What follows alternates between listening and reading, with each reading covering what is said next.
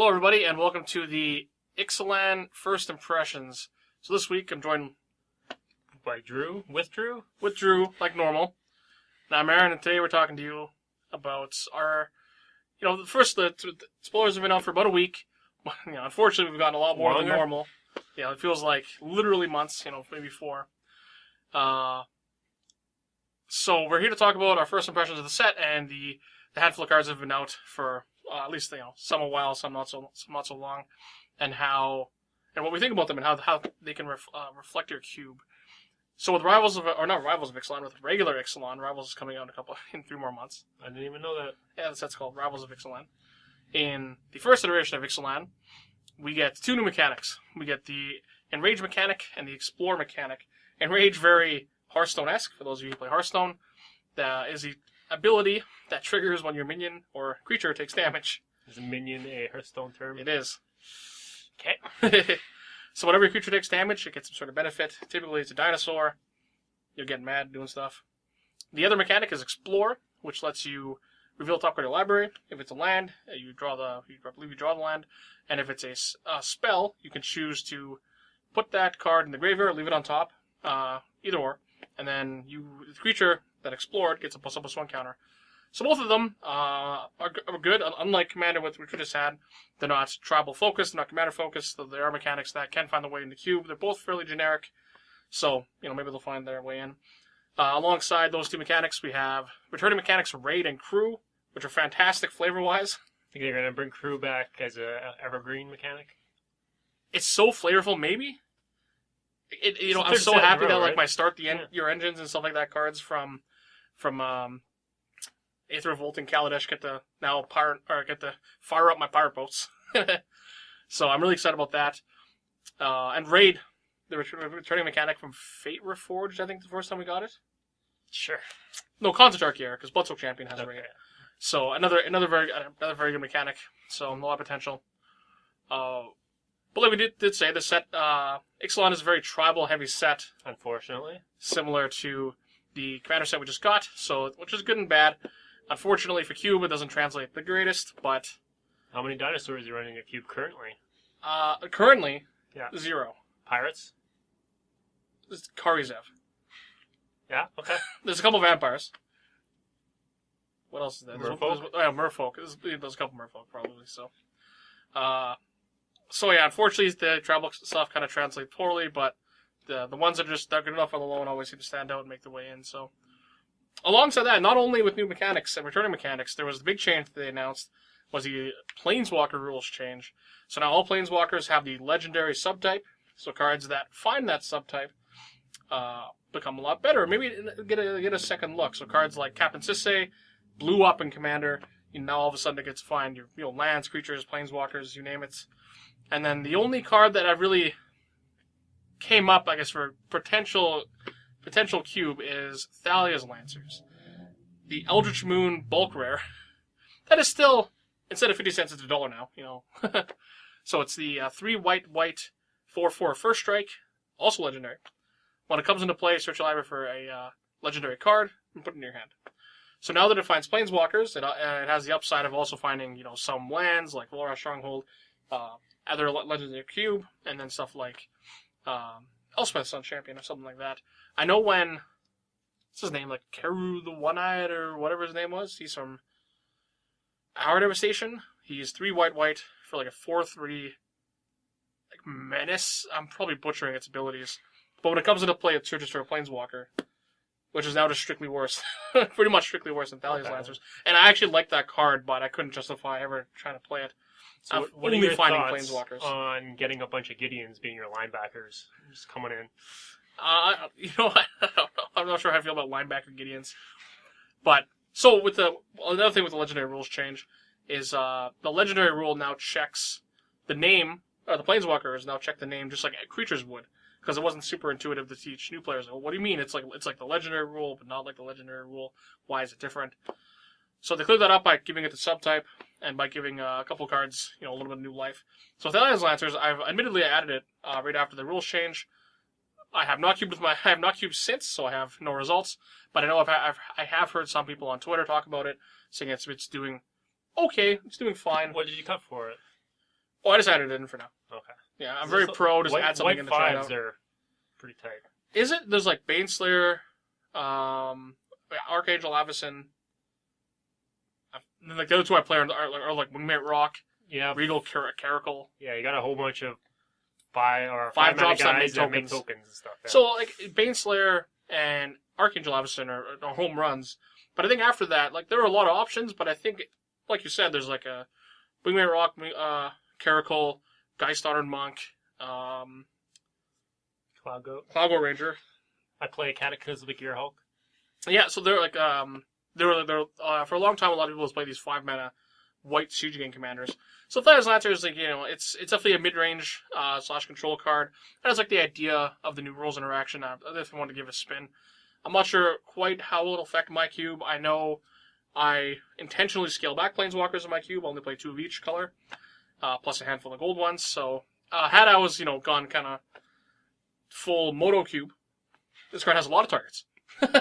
45, 49 Planeswalkers. Yeah, in like a 500 card list. 1 to 2 per pack guaranteed. Yeah, so like obviously the denser your cube is the Planeswalkers, the better that card is. So maybe it's something worth considering. I know Drew's not a fan, but Drew if it's that dense, do you even need it at that point? You'll just draw them naturally. That is fair. So I guess with that aside, we're gonna get into the first couple of cards. So the first card we're gonna talk about today is Bloodcrazed Paladin, and these are just alphabetical. There's no specific order we're going through them, but. So Bloodcrazed Paladin is 1 and a black for a 1/1 Vampire Knight. It has Flash, which is typically you don't see on black creatures. When it enters the battlefield, it enters the battlefield with a +1/+1 counter on each creature that died this turn. It's like a Color of the Claw type guy. Yeah, it's like a smaller one. I know that there's a lot of where people like these, stacks-ish sacrifice decks. People like what is it? Goblin Bombardment, Carrion Feeder, the Blood Artist kind of decks. And this card's fine. It seems like, maybe it's kind of a nod towards that archetype. You don't need much to die for it to be great. I don't like it as Wrath Protection. Wrathing your 3 guys and playing a 4/4, like... It's something. Is it too much to ask for it to be a 2/1? Probably. I'd run it if it was a 2/1. Yeah, I guess if it was just an Ambush Viper, a black Ambush Viper. With upside? Yeah. Okay, that's fair. But how far, without the extra, so clearly, with the 1 extra power, I'm convinced, you're convinced. With 1 less power, how much worse is it? Well, sometimes the power can make a card playable or unplayable. And it is quite the difference. On the unplayable side. It's a very lonely-looking vampire, all of his buddies died. It's really hard to sell me on new cards anyways, and there's way too much color in that. It is. It's very colorful for a vampire black flash card. So, after the... I can't seem to switch this. There we go. Oh, that's weird. Anyway, after the Bloodcrazed Vampire, which is a pretty interesting black card, we get a not so interesting, very boring green card in Carnage Tyrant. Carnage Tyrant is 4 green, 7/6, can't be countered, trample, hexproof dinosaur. He's running amok. I don't like the flavor of him having hexproof. I know Austin brought this up too when we first talked about it. Like, it looks like dinosaurs can listen to you because he's got really solid armor. I understand, but I don't think he's going to listen to anybody. He's not going to listen to me. He's not going to listen to the guy who controls him. He's not going to listen to anybody. As long as you're standing on the right side of him, it doesn't really matter, right? You know what? I get to imagine his little arms carry swords across the battlefield and kill other people. So he's actually just using them to cast spells. So Carnage Tyrant, it breaks into green 6 drops are you think of Primeval Titan right away. But then it kind of tapers off pretty quickly. Like, there's Green Warden of Marassa, which is, I think, a great addition since Battle for Zendikar. And then it's, I literally have it right in front of me, Rampaging Baloths, which has been in and out. That card doesn't actually cost 6. I know, it doesn't. Rampaging Baloths. So, there is actually a bunch of space for this kind of card. And while it's not super exciting, I like it more than Rampaging Baloths in, a green ramp deck, green mid-range deck, you name it. This card's just... very, very hard to deal with. I might like it more than Primeval Titan. I know you just like the challenge. The card's just great, and you just have none of it. The lands aren't relevant usually. It's just a 6/6. This guy can't be killed. Right, but he's very difficult to beat, to die. I'd probably rank him Third in terms of the cards I do like Primeval Titan the most, followed by Green Warden into Carnage Tyrant. But I think Carnage Tyrant and Green Warden probably... I know you just like your value Abzan cards, so you're not going to get talked out of Green Warden and Marassa. Green Warden, top tier, right here. But I really, really do like Carnage Tyrant. I know I run all 3 of those 6-drops. I'm going to be slotting out Rampaging You're in 3 Bailoffs 6-drops? for Carnage Titan, yes. Gotta follow the curve out, you know. Gotta have good birthing pod, you know, Shane. Too many 6s. Just grab them from a different color. No, absolutely not. So after the Carnage Tyrant, we have... This is actually a very, very highly talked about card in the subreddit, and I'm not sure if you've seen a lot of that. I've been off the last week, so I've been sleeping in until 2:30. I know Reddit is mostly something people do at work. Yes. So now that you're not at work, it does make sense. So, Hostage Taker is the next card. Hostage Taker is 2 blue-black for a 2/3 human pirate. First pirate on our list. It's when it enters the battlefield, exile another target creature, until an artifact or creature until end of turn. That's not true. Okay, we're going to start from the beginning, because I'm just butchering all of this. I was trying to sneak in the errata, because this card's already been errated. I'm not sure if you know this. Really? Yeah. Because right now it says exile target creature or artifact. You can just target itself, and if there's no other targets in play, it creates this loop, and the game just draw. So it's another, I guess. Is it it's like another the old creature. Oblivion Ring thing where I saw LSV loop break Moto and just looped until it replayed the whole game and then it crashed? Yeah. So now, Hostage Taker, very a la, what's his name? The Animate Dead, World War II Dragon combo. If you don't have another target for Animate Dead, you just goes infinite, and the game's a draw. So Hostage Taker is whenever Hostage Taker enters the battlefield, exile another target artifact or creature until Hostage Taker leaves the battlefield. You may cast that card as long as it remains exiled. You may spend mana as though or any type to cast that spell. So it's a really big Banish Priest. That if you have the mana, you can cast that spell. I don't like it. It's very expensive. I like the flavor of it a lot. That it's a pirate and you know what? standing on a boat. Well, you steal somebody. There's something where Stockholm Syndrome, and then they start fighting for you. You know, they're on my team now. I think in a world where we didn't just get Scarab God, I'd be more open to try these kind of cards. You know, back when I was playing Far Away, Agony Warp, and I was kind of willing to play almost anything. But now I think with the quality of Dimir cards, I think Hostage Taker probably just on the brim. Like I said, maybe 1 year ago, because for Dimir cards right now, I play Dragonlord Slumgar, Scarab God. It's Baleful Strix, and I'm very happy with all 3 of those cards, and then Agony Warp. Really? No, Far Away. Not Agony Warp at all. Okay. Yeah. Play Far and Away. I'm not happy with Far Away myself. It's kind of medium. And then you play the same. I didn't even play it in my blue-black deck on Friday. You play the same plus Nightfell Spectre, right? Yes. So, and even outside of those cards, you still have, like I said, Agony Warp, Tezzeret if you play artifacts, and then a lot of people still play Psychotog, which that could be a whole other episode. But I think Hostage Taker is unfortunate on the brim. I could, make a case just that it's a different enough card that maybe it's worth trying over Far and Away. But maybe, maybe there's merit for it. It's just not my kind of card, admittedly, and that's what my bias comes into account, obviously. But if I'm trying to be open-minded about it, I do think it's probably the 4th best if you exclude Tezzeret, obviously. I like it more than Far Away, Agony Warp. You obviously don't like it. You like Nightfell Spectre. You're a big Nightfell Spectre mark. But it does the same thing. You just take their cards and you cast them. For cheaper. And it powers up Grey Merchants.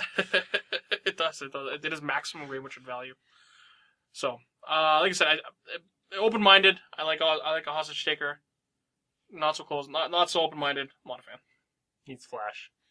I'm just going to tack on random mobilities till I can play all these cards. So. Except for this one. So what's wrong with this one? Well, can you pronounce the name for starters? I'm not gonna lie to you. I spent 15, 20 minutes trying to figure out how to pronounce this card. I asked coworkers. We started looking up the Hawaiian translations of how you should pronounce this dinosaur planeswalker. I settled on Huatli. Did you Google Hawaiian dinosaur planeswalker names? I did not. If I googled. I want to name my kid after a, and there's got to be a list for that. There's a list for everything. I googled Huatli pronounce, Huatli Hawaiian translation, Huatli. Did you just type it into Google Translate, just the one word? I didn't. I should have. That's what I didn't do. So anyway, we settled on Huatli. I'm very not confident in that pronunciation, but Okay, second. Huatli Warrior Poet Cost 5. was a gift from PAX. PAX? Something. Yesterday. It's probably PAX. Yesterday being Saturday, September 2nd. So we got it last minute. We got I'm not sure if you got this lore update of why Jace is this lonely planeswalker on Ixalan, but apparently planeswalkers can planeswalk to Ixalan, but they can't planeswalk out of Ixalan. So even though Huatli is a planeswalker, she's never left Ixalan. So we're never getting another Jace. Well, no, again, not which is obviously. great. We're just Excellent. going to be on Ixalan forever. That's good. That's good. There's like one of the storyboard cards. We'll get a good set out of it one of these days. No. There's like an Oblivion Ring for 4 mana, like Oblivion Rings and Detention Sphere at the same time. Not Detention Sphere. Sorry. They can't cast whatever you Oblivion Ring. They can't cast spell the same name. So it's like a Reflector Mage. Something. Oh yeah. Well, this can't cast it permanently. So if 3 and a white, Oblivion Ring something, they can't cast spells the same name, and it's a picture of Jace trying to planeswalk away. They can't. He's sad. I'm a broken man. Is he trying to like surfboard? Is that? No, he's like on the ground. I'm a broken man. Anyway, Huatli Warrior Poet. 3 red white. Legendary Planeswalker Huatli. I wanted to say dinosaur in there for some reason. It's 3 loyalty to start off with. +2. You gain a bunch of life. You gain life equal to the greatest power among creatures you control. You know what? You can get so excited for something. They spoiled the Planeswalker deck one. I was like, this is great. Red, white, I'm in. As long as it's not mono dinosaurs like this stupid intro deck one was. I'd be so excited. And I read this card kind of from the bottom up. I actually read it from the bottom up as well. That was a mistake. So 0. I saw -X. I was really excited. So. Yeah, no, you get the ultimate right away. 0. Make a 3/3 dinosaur creature with trample. I wish it would make it strictly worse. It was legendary and the dinosaur had a name. That is all. I want to pull up a reference to that really old animated like puppet dinosaur from the 90s, but I can't remember And the I name have of no it. idea what you're talking about. At -X, you get the Aurelius Fury, their board. Deal X damage, divided as you choose among any number of target creatures. Those creatures with damage this way can't block this turn. I feel like you're doing this card a disservice, even though Aurelius Fury is unplayable. you can't Aurelius lump them into Fury the same in the... is hot garbage. People spec on that card. Yeah, I know a friend of mine, he was trying to convince us that it was a good buy at $30. And we were convincing him, like, no, what are you doing? $30, awful. Justin, stop what you're doing. And then a couple days later, he gets on Skype with Austin and I, and he's like, it's $35 now. I lost $40. You guys are idiots. But, Justin, please. Please. And then shortly after, it was, $6. Anyway. Huatli Warrior Poet.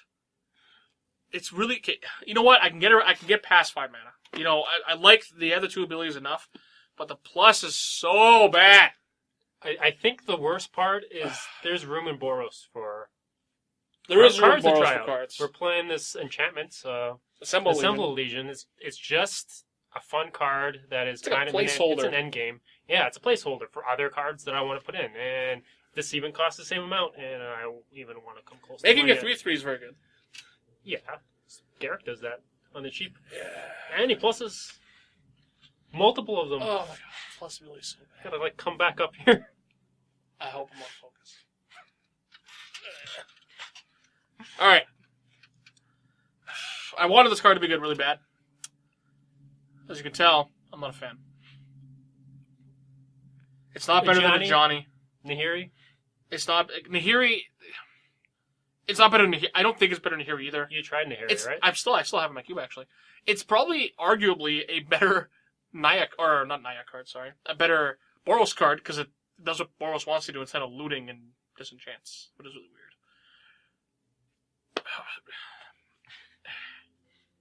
We can move on. Speaking of Planeswalkers... That hurt.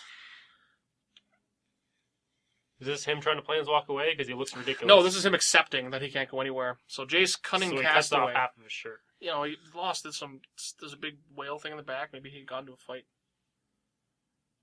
I don't know. Jace Cunning Castaway. 1 blue. Jace. 3 starting loyalty as well. +1. Whenever one or more creatures you control deals combat damage to a player this turn, draw a card, then discard a card. I really thought this was Edric and like all of your creatures. It's not. We're gonna, spoiler alert, we're coming back to that ability soon, and I wanted it to be Edric really bad. -2. Create a 2/2 blue illusion creature token with when this creature becomes target of spell or ability, sacrifice it. Also thought this illusion had flying. It doesn't? Spoiler alert, it doesn't. -5. Create 2 tokens of Jace Cunning Castaway, except they're not legendary. This card is Barrel Monkeys. You know, it's coming at you on multiple angles. You have no idea what's happening. Why do I need more Jaces? So, it's probably too much to ask that the +1 is for each creature. I get it. That's fine. This 2/2 without flying feels bad, especially like in Standard. You're going to play this and like, I can block. Earthshaker Kenra. Elephant noises all over the place. Everyone feels bad. And then the ultimate is... Hopefully Vraska's good. You know what? Hopefully Vraska's great. Everything. They have 2 misses so far. Vraska's Golgari. I love Golgari. I like Gorgons. I like Pirate Gorgons. I feel like I like Pirate Gorgons. I like the original Vraska, although she's slow. Just slight upgrade. Hopefully she's a pirate lady. No, she's got a sweet pirate outfit. I know she is. She's definitely going to be pirate layered. So she hopefully Jace doesn't reference pirates. But yeah, Jace. There's 100 Jaces that are playable. This is not one of them. What about that 4-mana bouncy guy one? This is really awkward. It was like -2. That one's in the camp of not good. There's 2 Jaces that are not good, and this is the second one. Okay. This one and then the M13 one. But then like you can play Mind Sculptor, Bellerin, Memory Adept, Architect Thought. It's all great. Unraveler's Secrets. Flip Jace if you want to count that one. All great. They're fine. This card's not good. I like this. You know what? You just like hate fun cards. You just like, I'm a big fan of boring cards. There's another weird Kinjali's Sunwing. I was eating a guy. It's a dinosaur. 2 and a white, 2/3 flying. Dinosaur. Creatures your opponent control and the battlefield tapped. 2/3. It is a flying imposing sovereign. This is like the 3rd imposing sovereign-esque effect in Cube, though. I don't like this one, admittedly. Like I think when we got Bygone Bishop, I was really happy with Bygone Bishop. I like Bygone Bishop. And I like this card less than Bygone Bishop. It's still like a card. It still has a very attractive mana cost. I really, really want it to be a 3/2. But I know that's too much to ask. They don't like making these like hate berry kind of cards have like good power. Yes, have 2 power. It's a hate bear. Yeah. I know you look. So are you making room for this card? I want to. It might be difficult. My weakest slots are probably Banisher Priest and Eldrazi Displacer. But Displacer has that extra potential. I like being an Eldrazi Displacer. He's so expensive to use, but potential. And Banisher Priest is kind of a liability. So I am, I guess, cutting down the mana cost, make it easier to cast. Mm-hmm. And then it's less of a liability. It's just a flying 2/3. But it's not the same type of card. Mm-hmm. And I know Dow, my aggro player, really likes Banisher Priest. So we may cut him anyways, despite Dow. Yeah, admittedly, like, again, I think not too long ago, just like a lot of cards that we talk about nowadays, printed a year or 2 ago, we definitely would have made space for him. Nowadays, the Kinjali's Sunwing is going to sit on the sidelines for me, at least. I know my cube's a little smaller than Drew's, and I'm not quite reaching that far. I can reduce my curve a bit. Again, the mana cost is great. It's really attractive mana cost, which is hard to find in white. A lot of good white creatures cost double white, especially in 3s and 4s. So the first card with Enrage in our list, it's Riptide Raptor. So Riptide Raptor, it looks like it's going to be a card that comes in like an intro deck, but I guess they don't make those anymore. 2 green dinosaur, 4/5, Enrage. Wait, draw a card. I like them in Killer Instinct. Yeah, Ripjaw. Was that his name? I think that might be his name. I just pulled that out of the hat. I don't know if that's accurate, but we're going with it. I know the dinosaur too. Killer Instinct. You know they made a new Killer Instinct. It's really sweet. I only played the first one in a store actually, and I beat it playing spamming abilities with the Raptor guy. That's all I know. So that is Killer Instinct to me. So Riptide Raptor. Riptide Raptor is an aggressive 4-drop versus I guess Green's 4-drops are kind of they're very green. Half of them are very aggressive. Half of them are Oracle Moldiah and Master of the Wild Hunt effects, which we'll talk about those later. So for aggressive 4-drops, I have I did a little research. For aggressive 4-drops, we have Thrawn, Pulachranos, Vengevine, Surak the Hunt Caller are cards that this kind of competes with. What do you think of the comparison? I don't know if it can compete. Maybe Vengevine? Maybe Vengevine. I'm not too big of a fan of the Vengevine. So Vengevine, I think, is an interesting you brought it up. I don't want to say that I don't like Vengevine, because the card's great. I'm very happy with it. But Vengevine being the 4-mana, 4/3, again, typically the green decks want to be these beefier mid-range decks. The value it gains, obviously, versus control decks, and just being able to buy back this 4/3 is good. But ultimately... Often do you buy it back? I guess often enough. But ultimately, is the haste on the card isn't super great. It's not necessarily why I fit into my queue, which is this resilient 4-drop. It's sure it's fast. That's fine. But the green decks just want to go a little beefier, want to be a little bigger, and stuff like Surak the Hunt Caller, for example, isn't necessarily people aren't cutting a Vengevine for Surak, but Surak kind of sets up where those decks generally want to do more. And Riptide Raptor, while it's obviously much less powerful on the surface, it is kind of what the green decks want to do. So while I'm not in a rush to cut Vengevine at all for Riptide Raptor, I do like the design idea of maybe switch out something like Vengevine or something. Maybe you do more aggressive green creatures and turn them into more of these beefier green creatures. So this card just essentially reads whenever it gets jump block, draw a card, right? Yeah, unless you're being tricky with an Arc Lightning. But I really want to like this card. And I probably want to try and fit it in. I'm just not sure how much at the moment. Yeah. Again, I can talk about this green theory a lot, but at the end of the day, it would feel silly to cut Vengevine for something like this. Though I'm very open to testing it out. Very often when I try cards out, at least, I'm very pro just adding it to the list and putting it in my queue and playing with it for however long until I determine whether I like it or don't like it. And if I find a place, I'll cut a card for it eventually. But I'm not super picky. I'm at 450. I have to be at 450. I have to cut a card all the time. Gotta make sure all my numbers add up. Yeah, there's a discussion not that long ago on Reddit where some people were concerned with hexproof creatures. They don't want those type of negative interaction type cards in their lists, and this is a pretty good alternative to Thrawn in that case. Or like Carnage Tyrant and stuff like that. Yeah, I guess there's always the kind of debates of those kind of cards, like Mirror Crusader, Swords to some extent. So yeah, again, I do like the design idea. I do like the idea of maybe switching out some of your green section to transform it into this kind of bigger, beefier green section instead of these kind of, I don't want to say niche Vengevine or Thrawn, but they play specific roles that are very good against specific matchups. Where Riptide Raptor are more generic, not nearly as powerful on the face. It's only rare. But again, I do like the idea of it. And, maybe it's worth kind of going down that route. Maybe switching your green to be that kind of section. But I have to say, I really, really, really like the art in this set. I like how all the dinosaurs look.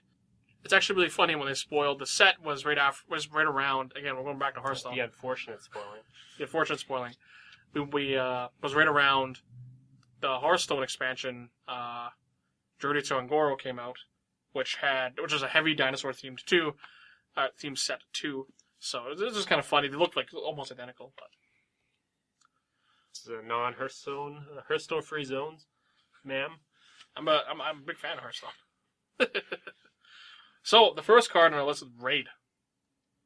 It's a black creature. It's very medium because that's how black creatures are.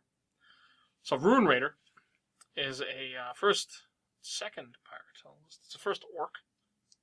It might be the first orc that has Q potential. I didn't realize it was an orc. Not that I have a thing against orcs. Lord of the Rings. 2 and a black, 3/2 orc pirate.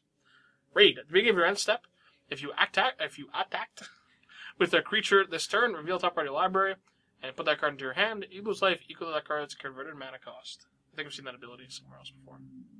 On a slightly better body, the better mana cost. Doesn't have to attack, but you get it that turn. So just any creature though. It doesn't have to be this. It is any creature. You get to send a bunch of units into the red zone. So like Rune Raider, while being a fairly boring card, these cards are really easy to like. Like you know what's almost sad that doesn't see play is like Marduk's Shadow Spear. Is that the name of the card? The 2 and a black 3/2 dash when it attacks make a 2/1 guy. I played that guy for a while. Yeah, like that card looks like it should be great. And like yeah, why doesn't that card kind of see play? Like these kind of creatures in black. They're like these black promoting attack creatures, and they just like never pan out for some reason. So I want to like Rune Raider, but like I could already feel myself cutting it in 2 months. Just look into the future and like, well, I'll just like skip by. Maybe if it was a feathery dinosaur and it was a dinosaur pirate, I like it more. Yeah, I want to like it, but just like the history of these kind of black creatures, it just never works out. There's I don't know what it is. It's got the right mana cost. So did this Mardu Shadow Dash guy. Yeah. Got everything going for him. I think I still have it in my garbage binder. That card should have been good. This card should probably be fine. Highly skeptical. Yeah, again, only based on the history of black creatures. Like, like we complain about black creatures being bad fairly often. And yet, we could never seem to be happy. So you attack on turn 3 with all your guys, wanting to raid, but when they all die, you have to play your 2 black flash guy to make them a bigger guy at this point. And hopefully you can send them in the next turn. The Pirates clearly not concerned for their other buddies' well-being. They're sending them all in. They don't care. Yeah. We just want to draw cards and get +1/+1 counters. It's fine. It's the pirate life for me, I guess. So again, I want to like Rune Raider.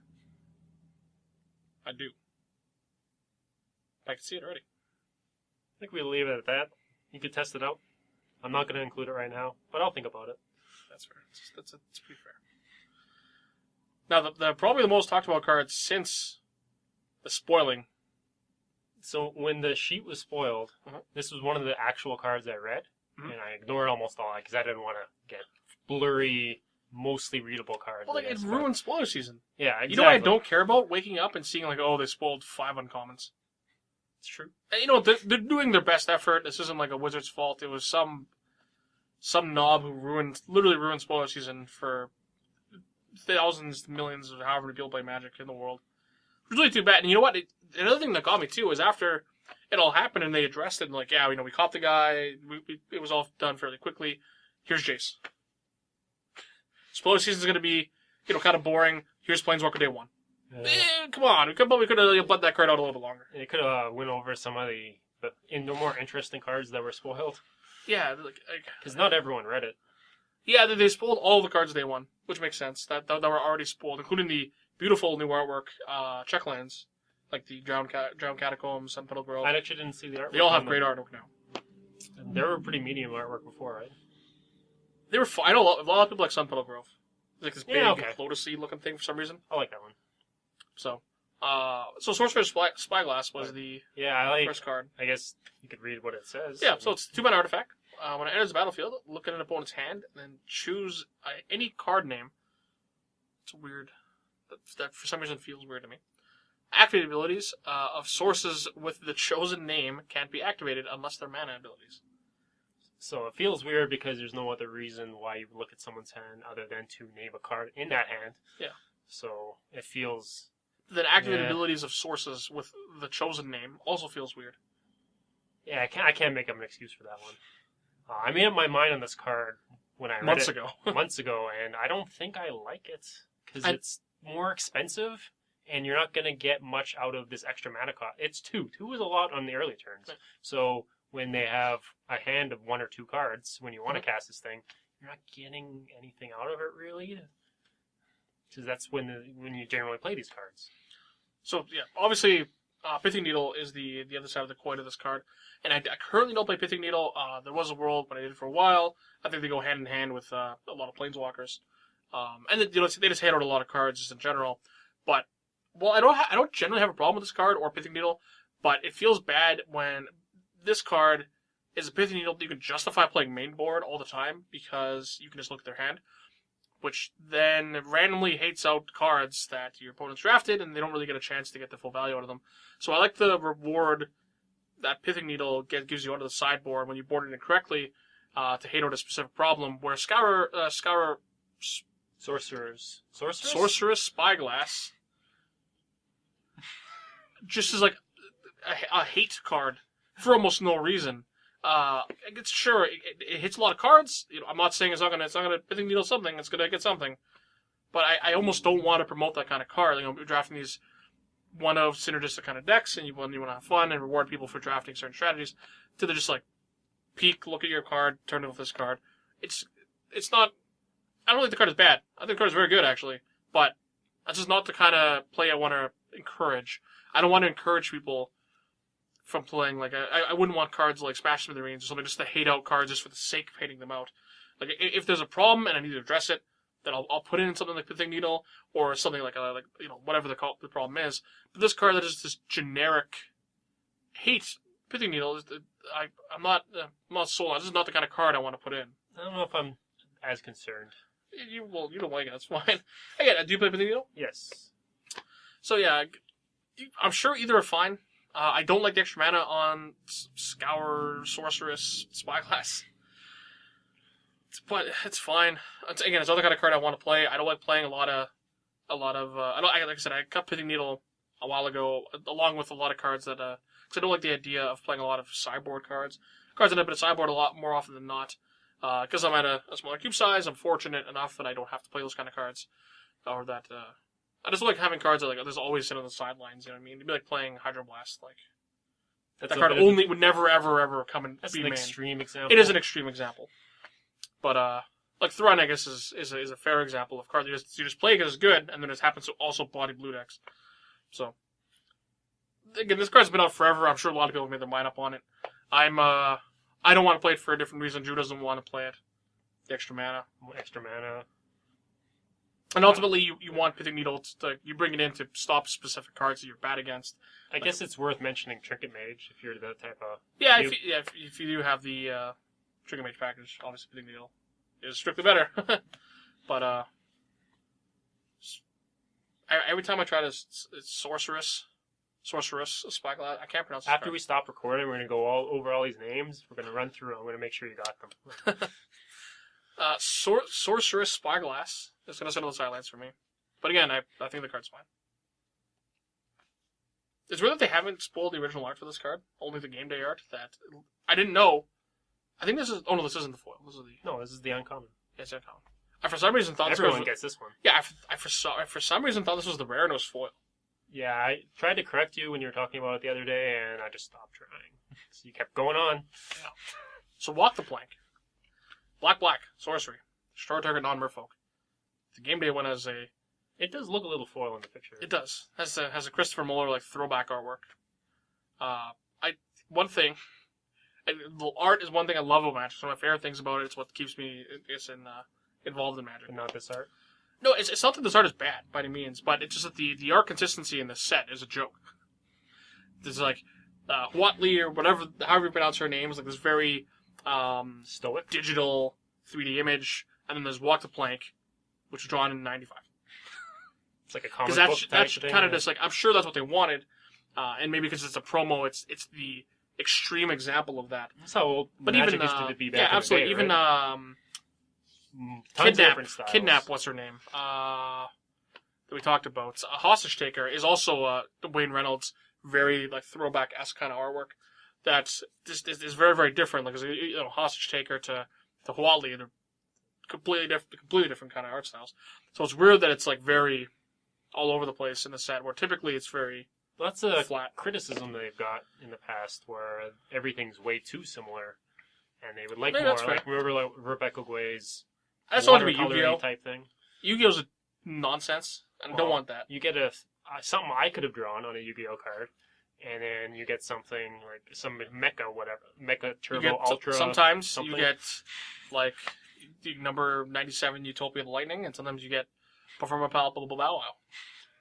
And those cards are very different. Can you run through that name again? Performa Pal Bubble Bow Wow.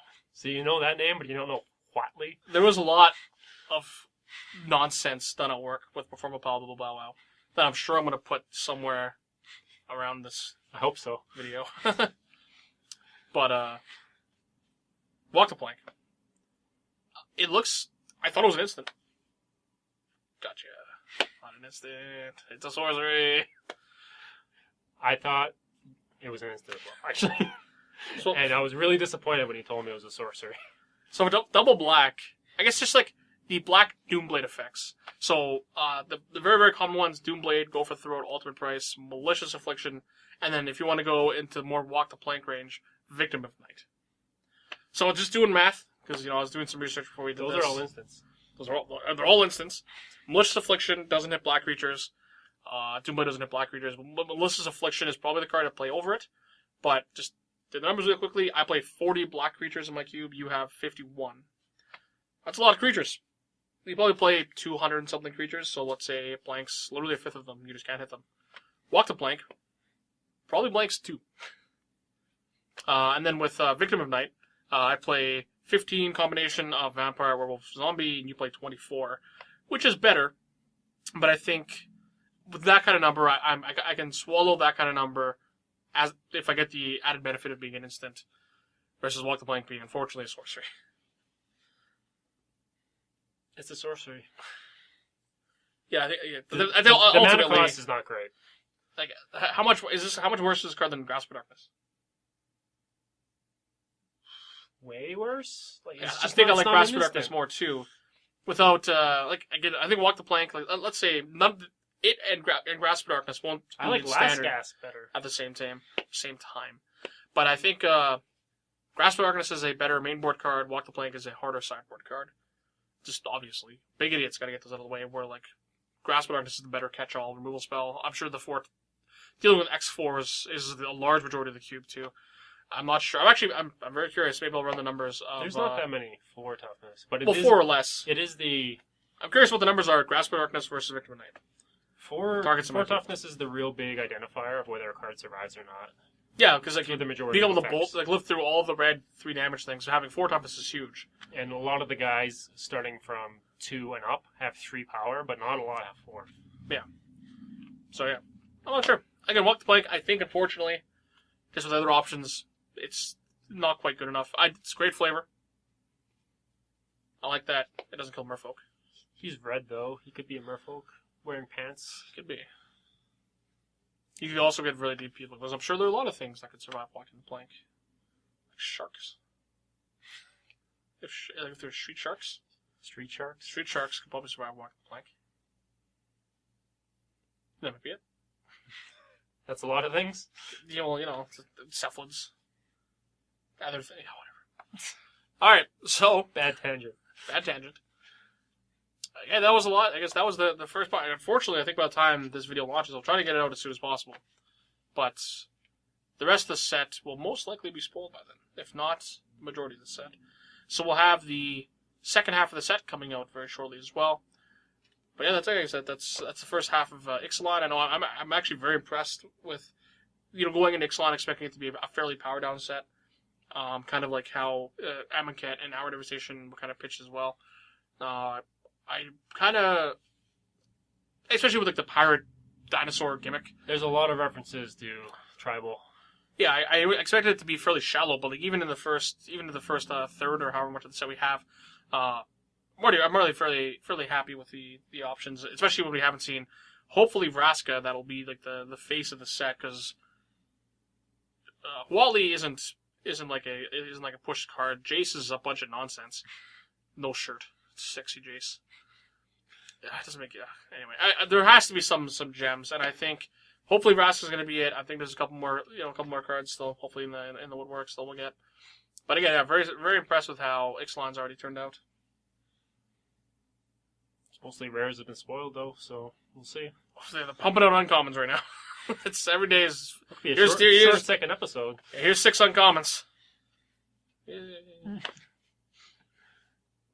So anyway, thanks for checking us out. I'd like to thank the Mana Base. The Mana Base gives us a platform to create this kind of content for you, and hopefully we keep.